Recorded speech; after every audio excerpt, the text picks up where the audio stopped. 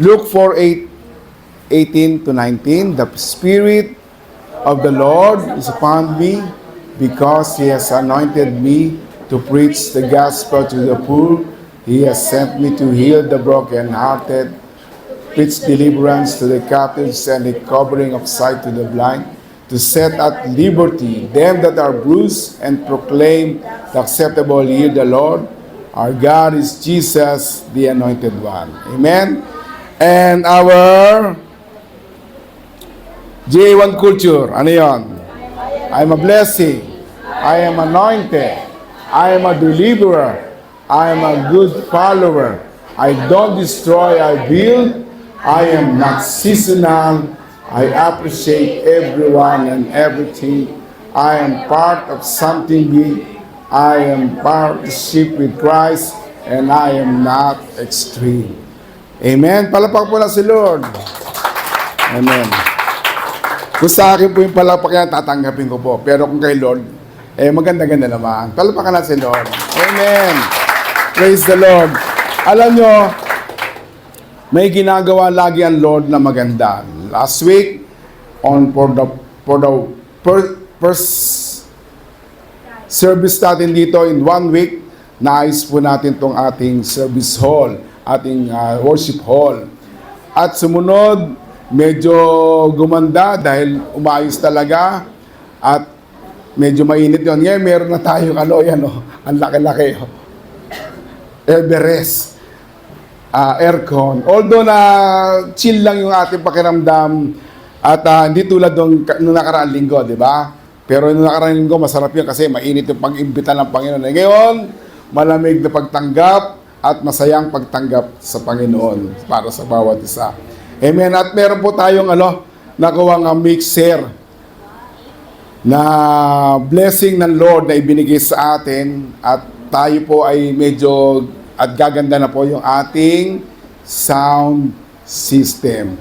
So pag-pray pa po natin na ipagkaloob ng Lord yung lahat ng pangangailangan ng ating simbahan. Hindi man natin dapat isipin ko ano yun dahil sabi ng Lord, ang ginto at pilak ay akin. Kaya huwag kayong problema. Ibig sabihin, ano pang iniisip nyo?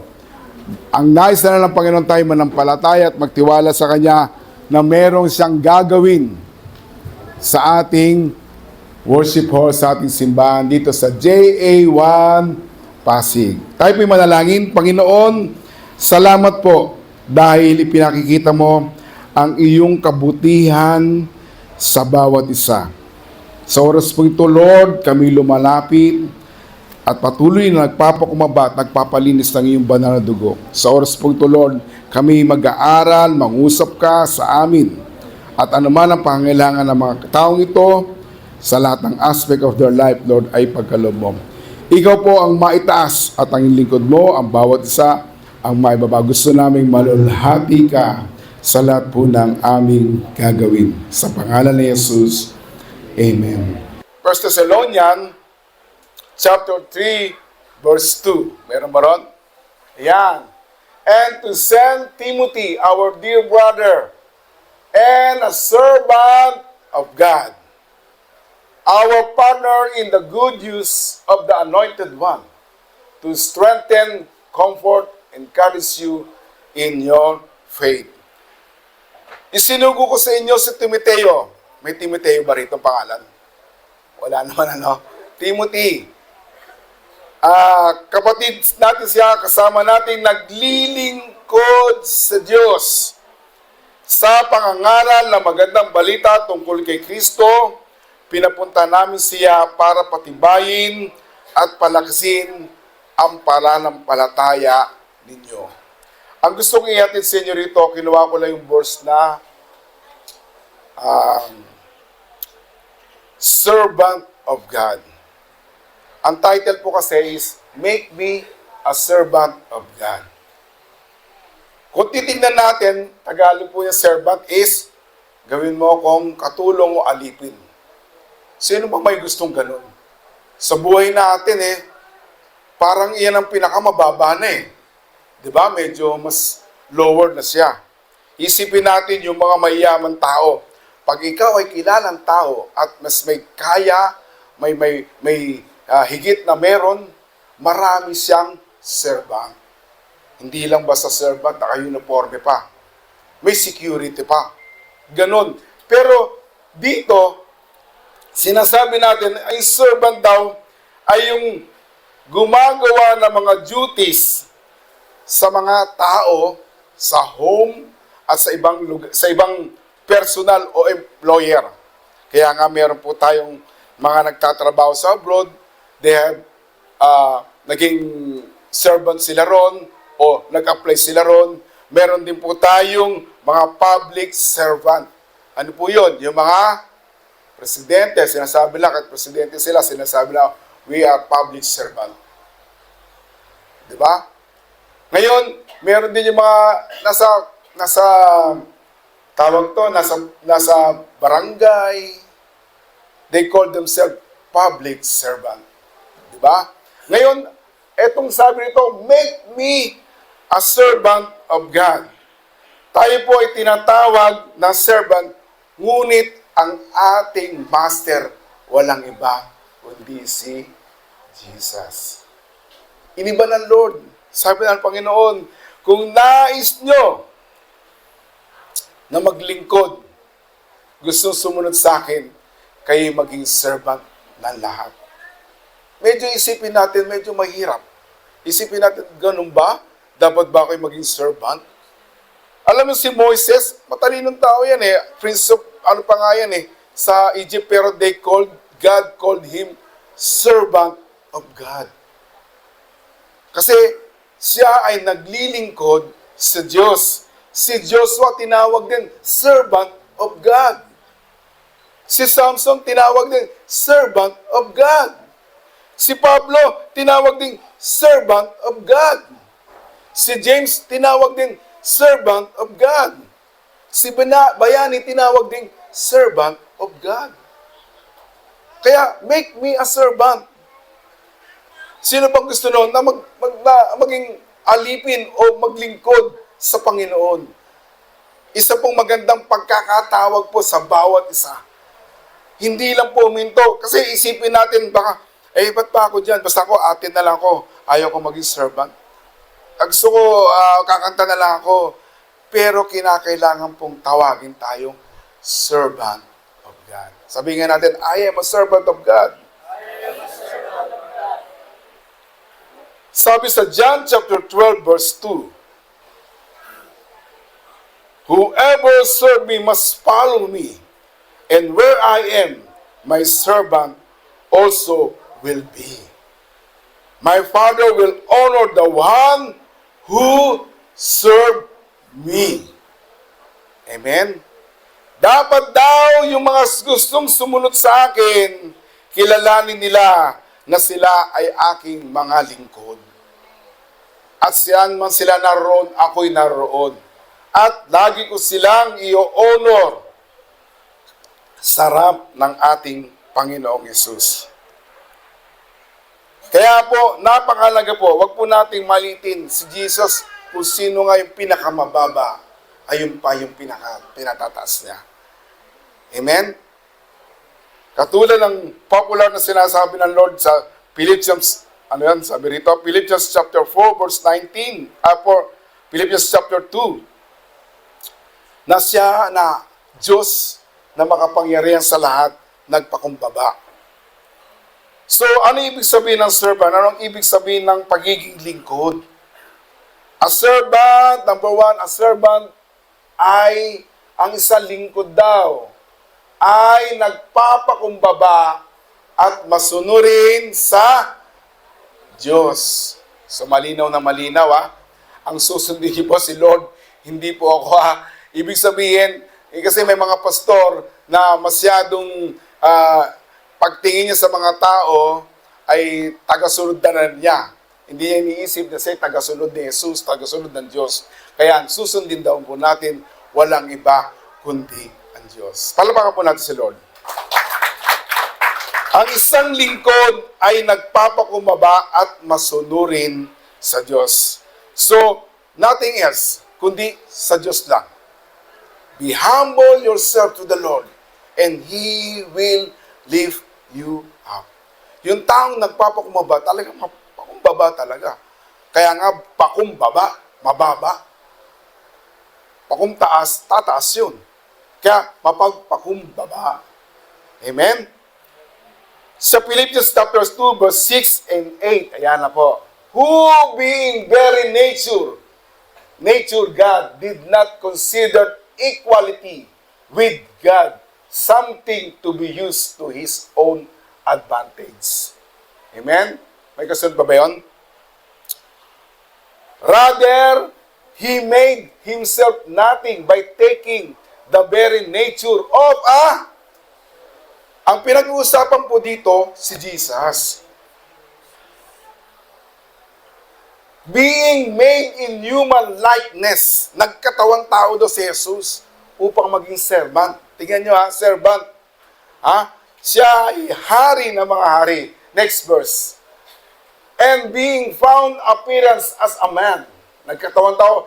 He humbled Himself by becoming obedience. Kaya binanggit yung obedience, yung servant daw dapat humble and obedience. Becoming obedience to death, even death on a cross.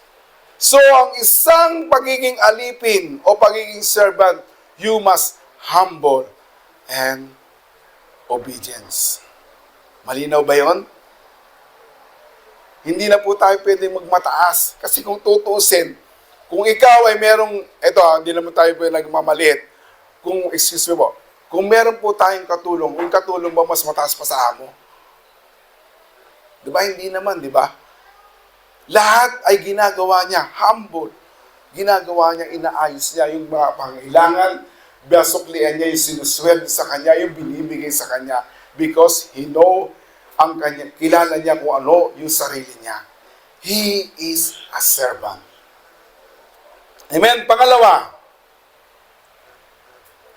a servant,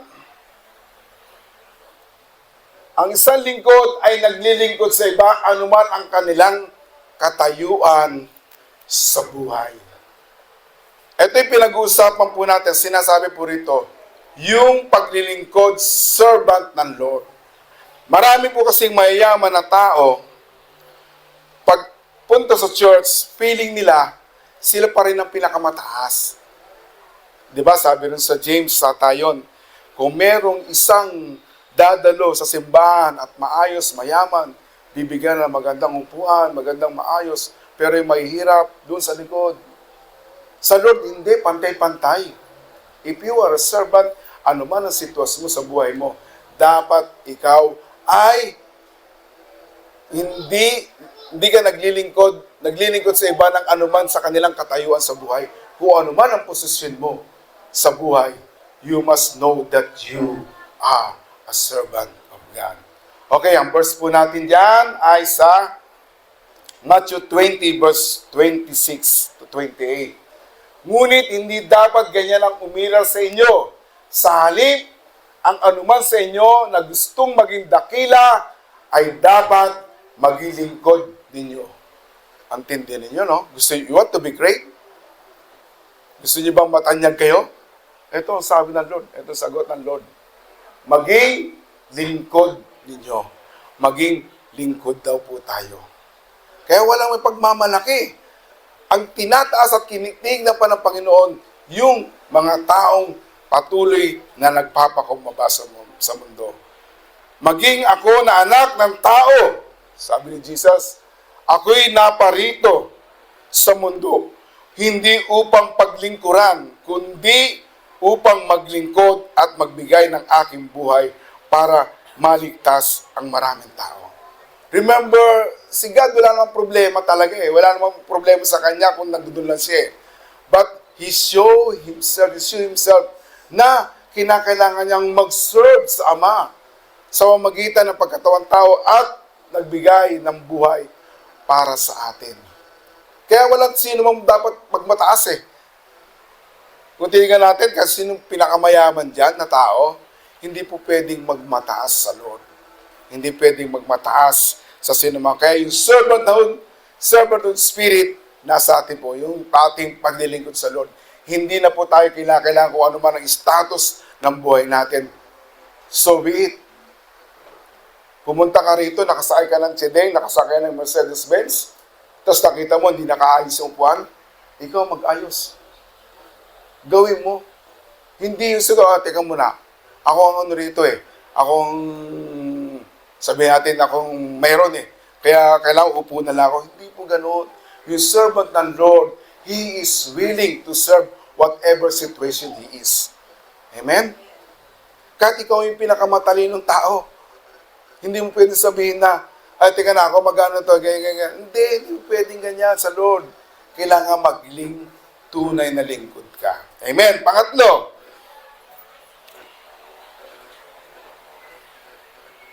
ano yan? Yung pangatlo? Ang isang alipin ay masayang nagsasagawa na magawain na itinuturing ng iba na mas mababa sa kanila at hindi man lang naghihintay ng hiling. Okay. Ginagamit ng mga tunay na lingkod ang lahat ng kanyang lakas at talento. Tandaan po natin yan ha. Kung ano man meron po tayo as a servant of the Lord, hindi po natin dapat ipagdamot yun. Para pakinabangan ng Diyos at ng iba. Ang isang maganda pong halimbawa po doon ay si Jesus nung hinugasan niya yung mga paa ng kanyang mga alagad. Sa John chapter 13, verse 3, 14 to 15, basahin ko po, hinugasan ni Jesus ang mga paa ng kanyang mga alagad. Tingnan nyo ha, si Jesus, ano siya? Tinuturing siyang Lord. Tinuturing siyang God ng kanyang mga apostles. Ruler, rabbi, teacher. Pero ang ginawa niya rito, nung kasama niya yung kanyang mga alagad, ang kanyang mga alagad, pinakita niya sa pamamagitan ng malalim na gawain ito ng paglilingkod at salubin ng kanyang puso na naging dahilan upang si Jesus ay isang tunay na lingkod. Ano po ginawa niya? Hinugasan niya yung mga paa.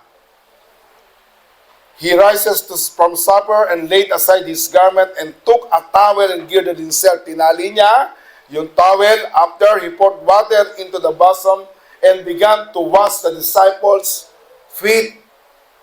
Tignan nyo, ang ganda, yung paglilingkod niya.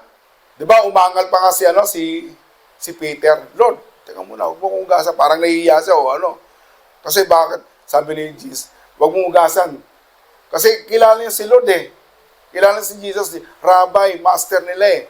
Sabi niya, huwag. Sabi niya, pag di ko ginawa sa'yo, hindi ka magiging parte ng kasaysayan ito. Pero sabi ni Peter, sige, hugasan mo na buong katawan ko. Ba, gusto pang magpaligo sa Lord. Pero ang ginawa ni Jesus, hinugasan niya yung mga paa ng kanyang mga alagad. Ba't nga ba hinugasan? Ang pagkakaalam ko po dyan, remember, diba, yung si Jesus nung pumasok at may mababaeng lumapit sa kanya, diba, umiyak ng umiyak, sa pamamagitan ng kanyang luha, hinugasan yung kanyang paa.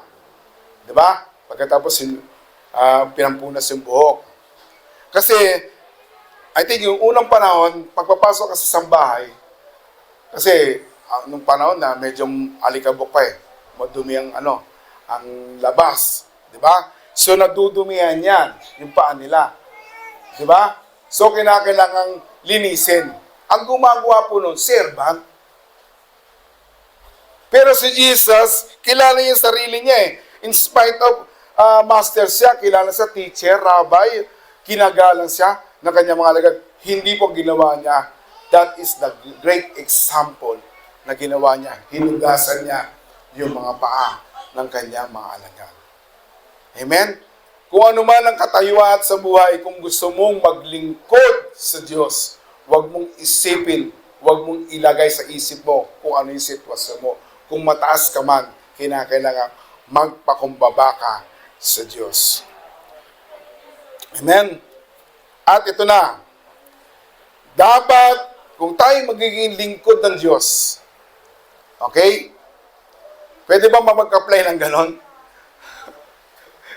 Sa isang kumpanya, ang hirap naman yun, no? Kahit sabi mong servant ka lang di ba? Parang pinakamababa na nga yun Sa Lord naman sabi niya, okay, make me a servant, O Lord. Make me a servant, O God. Gawin mo akong lingkod. Ngayon, ano dapat servant must have? O dapat mayroon ang lingkod ng Diyos. Unang-una po, serving God has a joyful and reverent awe to God.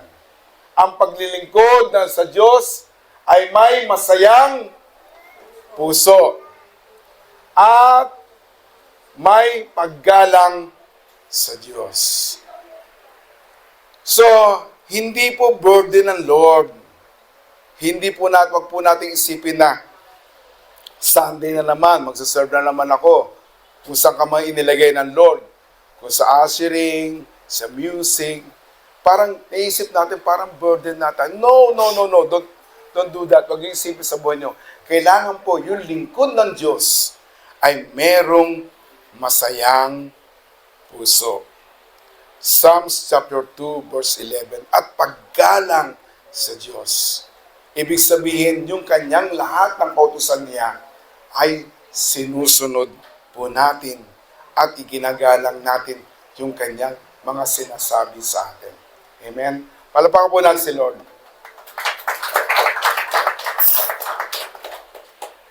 So, kailangan ang lingkod ng Diyos, dapat laging may masayang puso. Laging nakangiti. Laging kung ano man pagod na. Nakita ko ay mga gumagawa rito nung last week, talagang medyo pagod na sila. Pero naroon pa rin yung kasiyahan nilang naglilingkod sa Lord. They are all servant of the Lord. Number 2, ano yung number 2? Ang paglilingkod sa Diyos ay may pagnanais na kalugdan ang Diyos at lumakad sa kanyang mga daan habang nananabik na makapiling ng Diyos. Okay, basahin nyo nga po.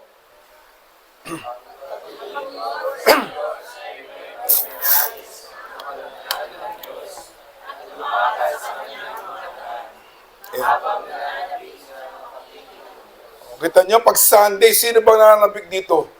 Di ba, kahit isang linggong trabaho ka, marami kang ginawa, kaya Sister Rowena, napapagod minsan, pero pag Sunday, binibigyan niya ng time and Lord at masaya-sayang na kinalulugdan ng Diyos at lumalakad sa kanya mga daan. Ganun po ang dapat ng servant ng Lord. Hindi yung parang isipin natin na parang pahirap at parang nahihirapan tayo, napapagod tayo. Hindi po. Sa Lord po ay merong kapahingahan. Yung mga naglilingkod sa Lord, meron pong nakareserbang kapahingahan yan na ibinibigay ng Lord sa atin. Psalms 101 verse 6, mine eyes shall be upon the faithful of the land, that they may dwell with me. He that walketh in a perfect way, he shall serve me. So, kailangan maging faithful po tayo sa Kanya. Nakakatuwa po ang J1 Pasig, binagyo, pero may mga umaatim pa rin po. Amen? Sapagkat alam po natin, ang servant ng Lord ay hindi sumusuko. Pwedeng sumuka, pero hindi susuko. Tandaan po natin yan, ha? So, dapat po tayong maglingkod na may katapatan sa Lord. Even in alam niyo ba, ang Diyos sa buhay natin, laging may parte yan. Laging may kaparte. Ibig sabihin, hindi pwedeng ibaliwala ang Diyos sa buhay natin. In 24 hours, ang Diyos dapat meron 2 oras para sa inyo. Nagagawa ba natin yun? Are we faithful sa ating prayer? Maging sa makikinig ng mga worship song, sa pananalangin sa umaga, sa tanghali, sa gabi, pagkakain sa mga pagkain, ating almusal, tanghali, umaga, gabihan, tapunan, pinagpipray natin. Ibig sabihin, kinikilala natin yung katapatan ng Diyos sa buhay natin. Kaya ipinapanalangin natin, kinakailangan in 24 hours ang Diyos ay merong 2 oras o may masigit pa kung may bigay nyo para sa Kanya. Dahil yun yung talagang tunay na servant ng Panginoon. Ibig sabihin, laging pinakikinggan. Di ba? Katulad ng isang kasama sa bahay, kasambahay, di ba? Alam niya yung gagawin niya. Pag umaga, ayusin niya yung kanyang pakakainin, yung kanyang mga pamilya na kanyang pinaglilingkuran. Di ba? At yung mga gagawing bahay, gawaing bahay, inaayos niya. So, meron siyang oras para doon. Gayon din yung servant ng Lord. Dapat meron din po tayong oras para sa Kanya. We must be faithful. Hindi, tika na brother, busy ako. Kasi may mga pupuntahan pa ako. O talagang ginagawa nyo lang busy yung sarili nyo para hindi kayo makapunta sa gawain ng Panginoon. O hindi makadalo o makapag-pray. Bigyan po natin ang time. And I know, and I believe in my heart, maging sa inyo, lagi pong nangungusap ang Lord. Di ba? Pag teka na, mag-pray ka muna. Minsan di mo na ginagawa kasi parang nagmamadali ka. Pero that's very simple yung ginagawa ng Holy Spirit. Paalala sa inyo. Kasi gusto niya lagi at oras, minuto at segundo, lagi kanyang pinapaalalahanan. Kaya don't ignore. Maging faithful po tayo sa Panginoon. And number 3, ang lingkod ng Diyos ay kinakailangan, ang paglilingkod sa Diyos ay nangangailangan na tayo ay magkaroon ng katapatan sa Diyos kahit sa harap ng makamundong abala at mga prioridad. Kita nyo na? Ano ibig sabihin nito? Kahit anong busy po natin, ang Diyos po ay merong puwang sa atin. Nakuha niyo ba yung sinasabi nito? Aba, kahit kasi hindi naman tayo nag-ano, no?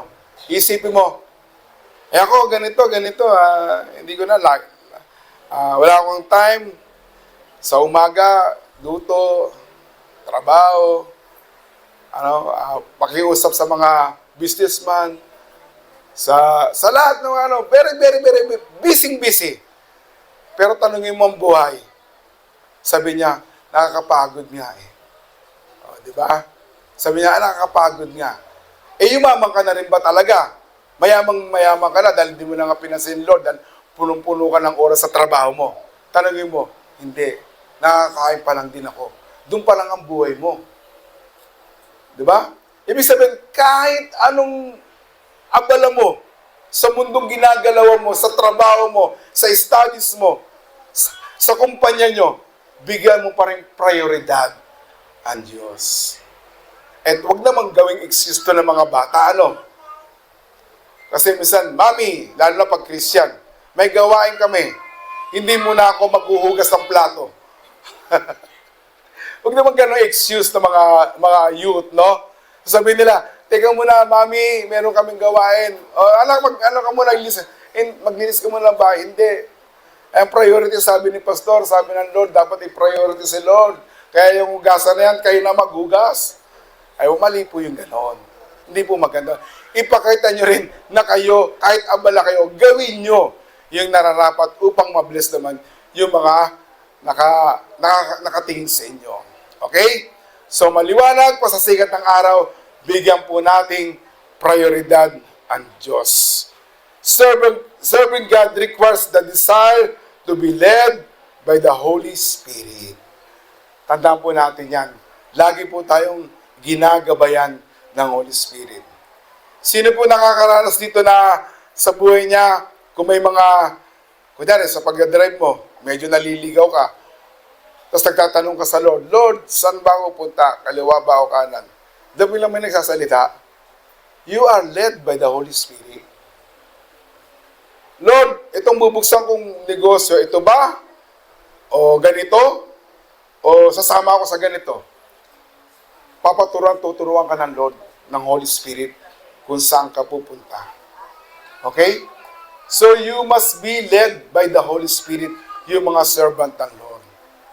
Kaya minsan, maski sa ating spiritual life, yung mga kaibigan natin, di ba? Pag nilapitan mo, ang Holy Spirit, sabi siya, share the Word of God. ba? Share the Word of God to them. Iyon ang nileled ng Holy Spirit. For as many are led by the Spirit of God, they are the sons of God. O, linaw-linaw ha. Ang lahat daw ng led ng Holy Spirit ng Diyos, they are the Son of God. Ang mahirap lang po, bisan, sa ating buhay Kristiyano, sinasabi na nga ng Holy Spirit na mali ang gagawin mong desisyon. Pilit pa rin natin ginagawa. Kaya po tayo ay napapahamak o paring nagiging baluktot na dapat diretso, nagiging mali. Amen? So, if you are the sons of God or daughter of God, you must be listen to the leading of the Holy Spirit.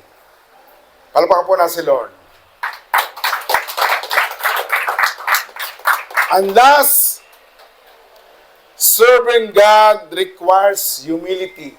Ang paglingkod sa Diyos ay nangyayari ang pagpapakumbaba at pagpapakita ng pagmamahal sa iba. Tignan nyo nga yung katabi nyo, mahal nyo ba yan? Mahal na mahal ko yan. Kahit ganyan yan. Kahit ilang beses ako sinaktan yan. Kahit ilang beses ako nagsimangot sa akin yan. Kahit iniirapan ako niya, mahal ako niyan. Tignan nyo nga uli. Tignan nyo, di ba? Ganon yung dapat maging required sa servant ng Lord. Kahit inuubusan ako ng pagkain yan, mahal ko pa rin yan. Ganon dapat, ha? Lagi nagpapakumbaba. Sa J.A. Pasig, walang mayabang, ha? Ang pwede na natin pagmayabang si Lord. Huwag natin sabihin na, for example, ang ganda ng suot mo, ang ganda ng pinagmamayabang mo. Hindi dapat ganon. You-humble yourselves. Magpakumbaba ka sa Lord. Hayaan mo ang tao ang magtaas sa'yo. Di ba? Hindi yung sarili mong upuan. Ako ang magaling dyan ako. Di ikaw na magaling. Hayaan mo na pag nagsalita talaga, ikaw na magaling. Sige. Ang sa'yo, ito, pagpapakumbaba. Pero sa Jehovah, walang ganon na mayabang. Amen?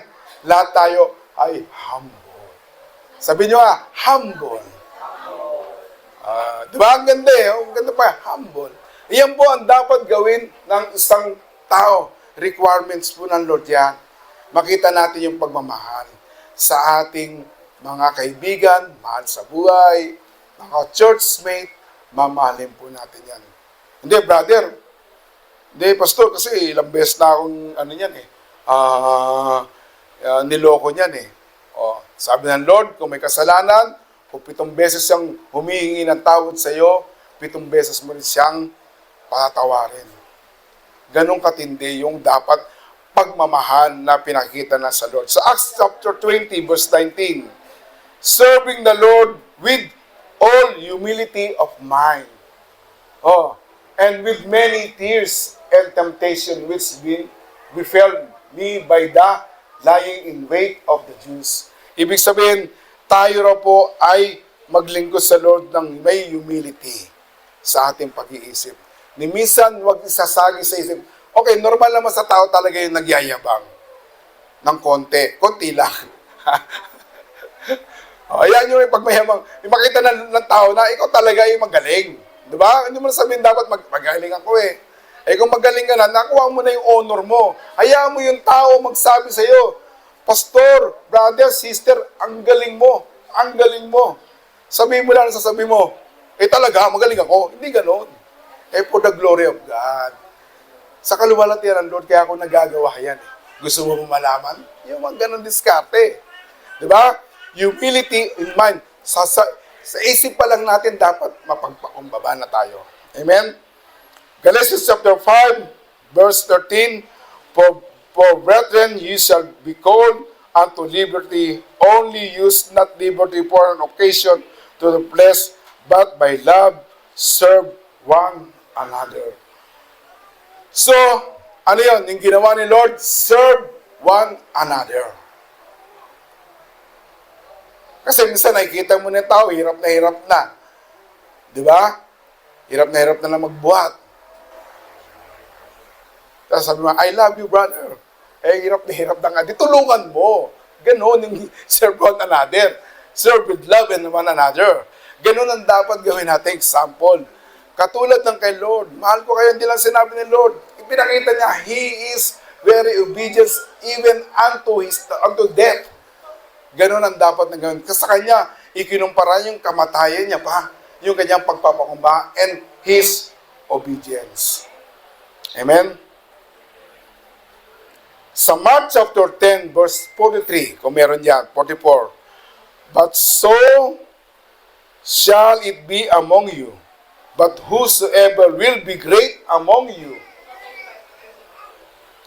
shall be your minister, and whosoever of you will be chiefest shall be servant of all. Kung sino mang gusto magmataas, siya ang dapat maglingkod. Amen? Servant leaders listen and responds to the needs of those around them. So tayo po mga lingkod ng Lord, tayo mga servant ng Lord, tayo po ay nakikinig at tumutugon sa pangangailangan ng mga taong nakapaligid sa atin. Huwag po nating ipagdamot kung ano man ang meron tayo. Kagaya ng isang bata, di ba? Servant talaga siya dahil alam niya yung magugutom yung mga tao eh. Siya alam niya, magugutom siya. Meron siyang 5 tinapay, 2 isda. O, di ba? But anong ginawa niya? Narinig niya si Jesus, gusto magpakain. O, di ba? As a servant, yung batang yun, napakalit pa lang, naisip niya na maglingkod sa Lord. Sabi niya, meron akong 5 tinapay at 2 isda. Ayan lang po ang baong ko. Kasi narinig niya yung pangangailangan ng tao eh. Kaya ginawa ng Lord, He blessed yung food na yun at ang lahat ay nakakain at yung bata nakapag-uwi pa uli ng kanyang pagkain. Ganun po yung mga taong naglilingkod at may katapatan sa Diyos. Kung anong pangangailangan sa church, sa kaibigan, sa church member, sa lahat na pwede mong i-share, give it for them para sa kaharian ng Diyos. Amen? Kaya ang sino man sa inyo na gustong maging pinuno, o sino gusto maging pinuno rito, kagaya ni Lito Lapid. Pinuno, dahil pinuno siya. Kung sino raw ang gusto maging pinuno ay dapat maging alipin ng lahat. Ang tindi nito, paano nga lang hirap, no? Pero si Lord, naintindihan niya kagad eh. Sabi niya, ang gusto raw na maging pinuno, dapat siya maging alipin ng lahat. O, kagaya ng ating presidente. Di ba? Sabi niya, ako'y lingkod ng sambayanang Pilipino. O, di ba? Sinasabi, maging ang mayor, ako'y lingkod ng sambayanang Pilipino. Ganon daw yung mga gusto maging pinuno sapagkat kahit ako na anak ng tao, si Jesus po nagsasalita, ay naparito sa mundo, hindi upang paglingkuran, kundi upang maglingkod at magbigay ng aking buhay para matubos ang maraming tao.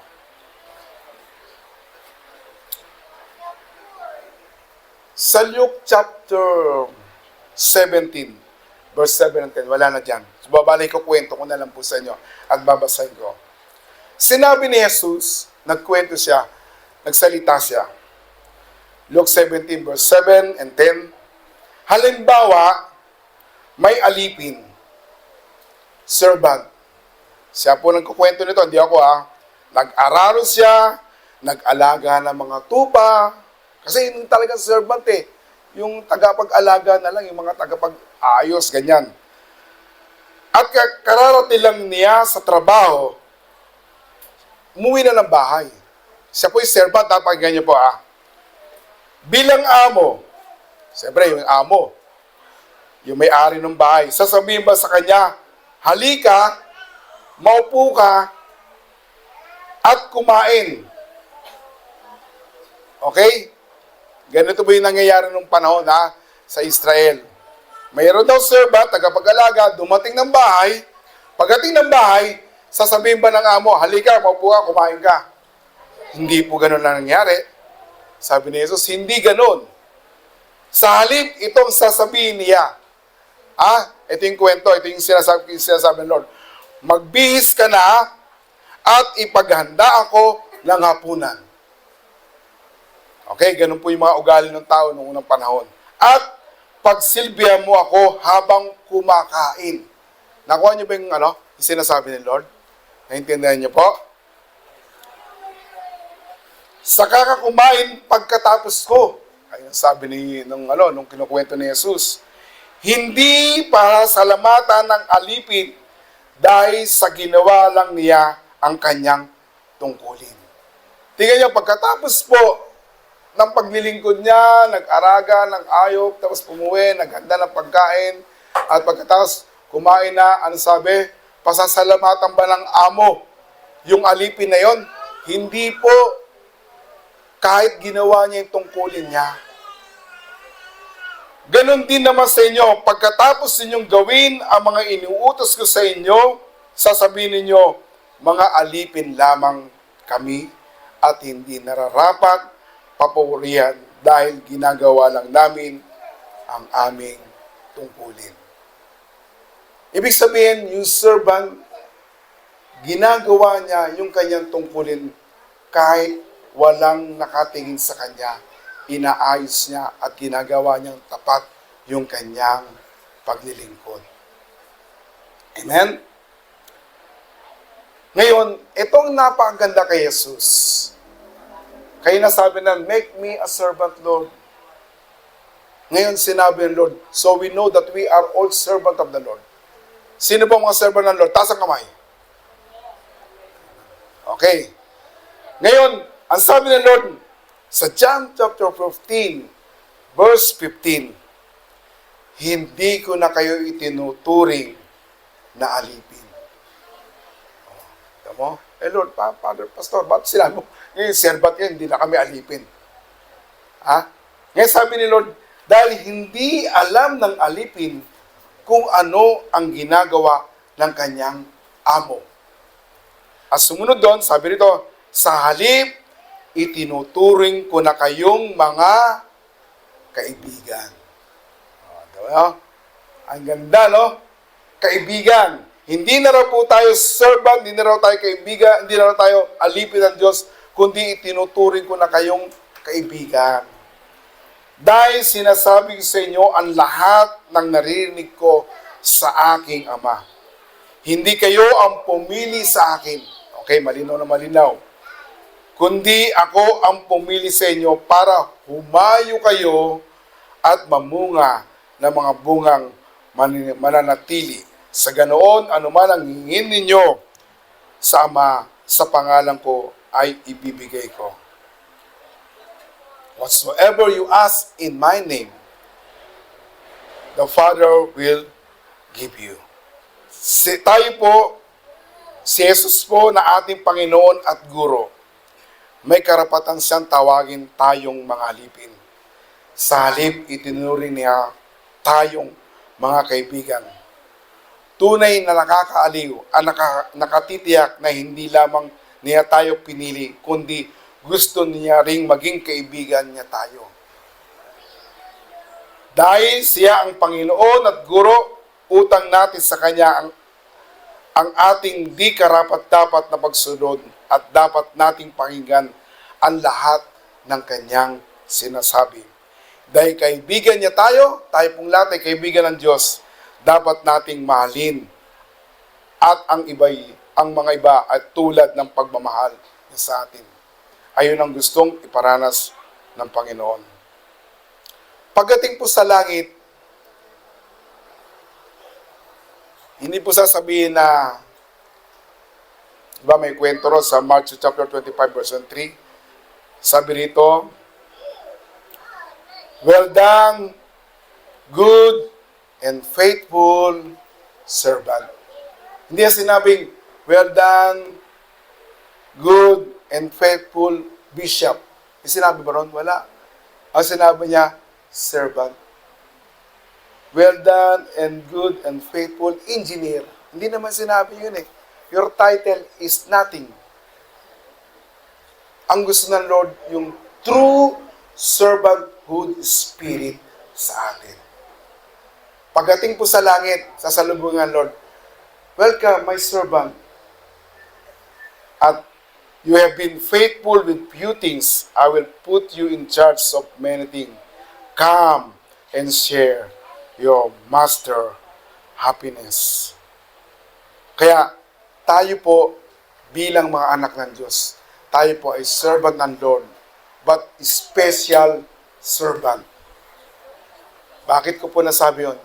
Dahil po tayo po yung itinuring niyang kaibigan na. At yung kaibigan, sinasabi lahat ng mga sikreto na mga ganda. At hindi po nasisira yung kanilang pagkakaibigan. So, handa na po ba kayo sabi nyo, Lord, make me a servant? Gusto nyo ba yung ganon? Eh, umiti naman kayo, Lord, make me a servant. Alam nyo, sabi ng Lord, diba, sa chapter 15, verse 5, ano man ang hilingin ninyo sa pangalan ko, ipagkakaloob ng Ama. Walang imposible sa Ama. Walang imposible kay Jesus. Tayo pong lahat ay tumayo. Ang ating lang gagawin ay, we have to truly surrender our lives to God. Sabi ko nga sa inyo, wala po tayong pagmamalaki sa Lord. Ang pwede lang po nating gawin ay patuloy na magpakumbaba sa ating Panginoon. So, chorus na lang, I surrender.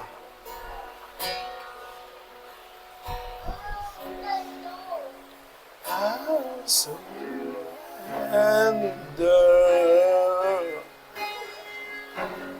I surrender.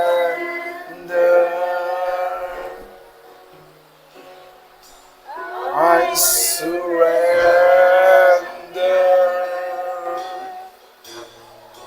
my life to you. Come on! This is your time na ipakita ang iyong pagmamahal sa Diyos.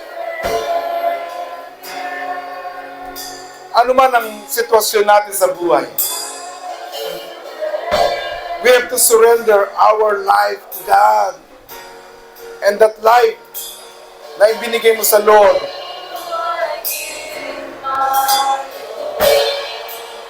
ay magiging mahalaga sa Kanya. Come on! I surrender! I surrender!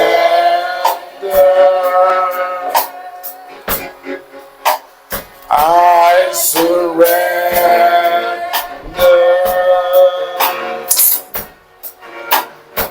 I surrender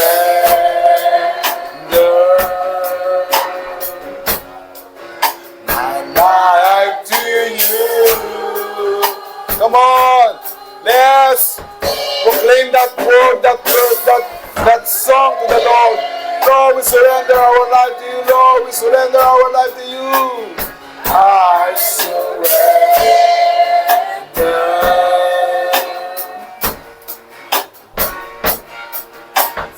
You I give my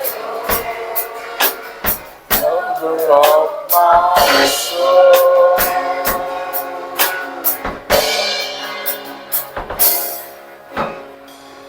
Sa oras po ito, patuloy po tayong nasa diwa ng ating pagsamba at pupuri.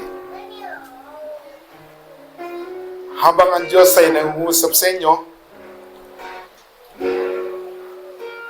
bigyan niyo pong parangal ang Diyos na pumili sa inyo.